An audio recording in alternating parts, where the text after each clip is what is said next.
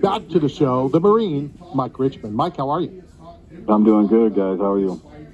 We're doing great. I know, we've talked, the fans have talked, the media has talked, everybody's talked about this fight. Will it ever happen? Will it get signed? It's now signed. It's a couple days away.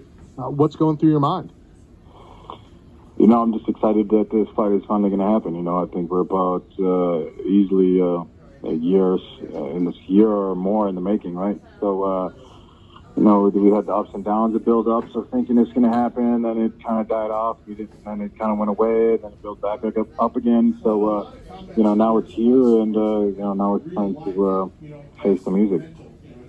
A lot of combat sports, a lot of sports, and real life, has mental, it's mental. And I'm curious, as a fellow veteran, I think that the background, the Marine background, boot camp, all that kind of stuff has got to help preparing for any fight and this one.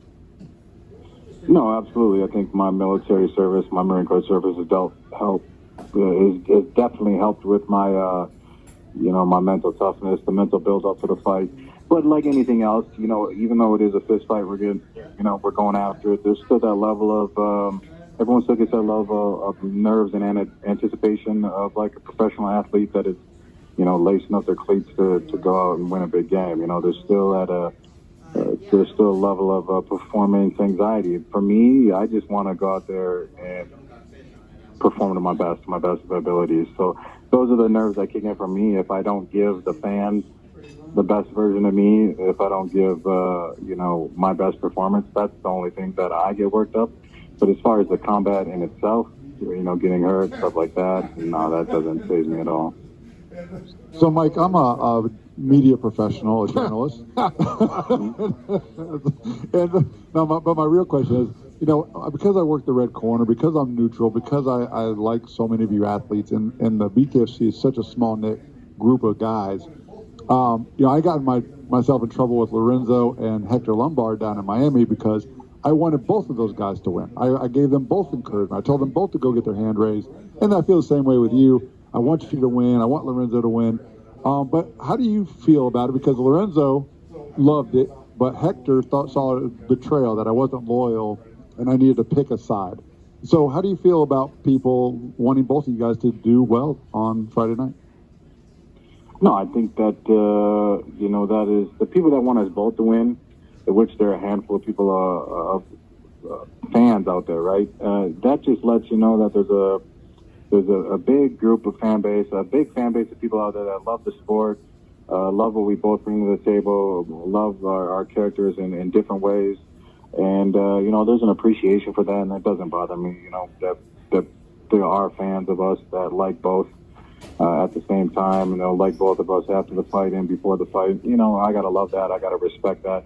And then we both have our own fans that are just riding with me, and he's got his fans that are just riding with them. I'm sure I get a handful of fans that will message me or comment on my stuff, talking crap. He gets the same with fans of mine, and but to have those middle ground fans that still love us both, that's just what makes this sport and makes this all great, right?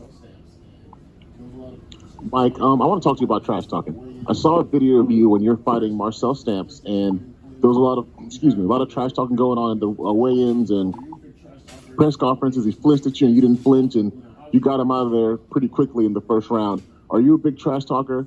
Do you just let your fists do the talking? How's your approach to that, and in the ring? And I can talk trash with the best of them. Lorenzo and I had our own little banter back and forth. But when it gets to fight week and when it gets to the weigh-ins and the fight day, and that's when I get kind of I'm less with my words and more with my action. So for me, it's about going out there and executing now. I know he'll probably still try to pull some weigh-ins antics. I'm not going to be big on that.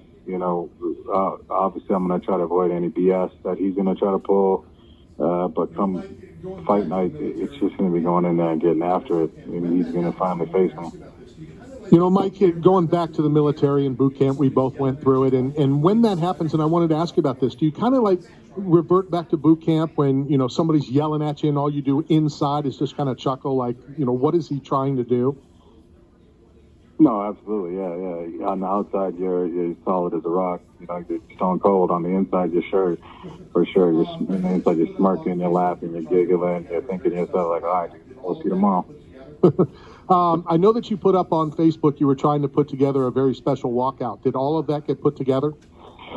You know, we had a couple of a handful of people trying, and it sounded like as of right now, it's not gonna happen, which is kind of frustrating. But you know, dealing with some recruiting commands and some of the people in the I think there's a military base out here. It sounds like they just need a little bit more notice ahead of time to kind of do that type of dress blues kind of uniform entry. But, you know, I'm still going to see if there's some sort of last-second thing where I can come out with you guys. Now, whether they're going to be in the uniform or not, I don't know if that's going to happen. Well, it's Wednesday afternoon. That gives me, about 2 days to get on the phone and see what I can put together. Yeah, if you could, that'd be great. I will do it as soon as the show ends. I will try for the next 2 days to try to get something put together for you. As always, thank you for taking a couple minutes and talking to us. Best of luck on this weekend. Have fun. I already have your address. We're going to send you another care package from 8 Man Strong, some salsa from Blue Smoke Salsa, and just go do what you do best and have fun. Awesome. I appreciate it, guys. Thank you. Go get that hand raised, big dog. That is the Marine, Mike Richman. And, yeah, you can have a side or you can have both sides, but there's that veteran side. And so you kind of know where I am. I'm just saying. I like Lorenzo. I like Lorenzo away from all the stupidity that he does. True. Okay. He's a different person. And that's what sells tickets. And that's I know what he's gets trying hype. to do all that. Yeah, of but, course. Again, deep down is that veteran thing. And even though he's a Marine, still. I went skydiving with the Navy last week. No, you didn't. No,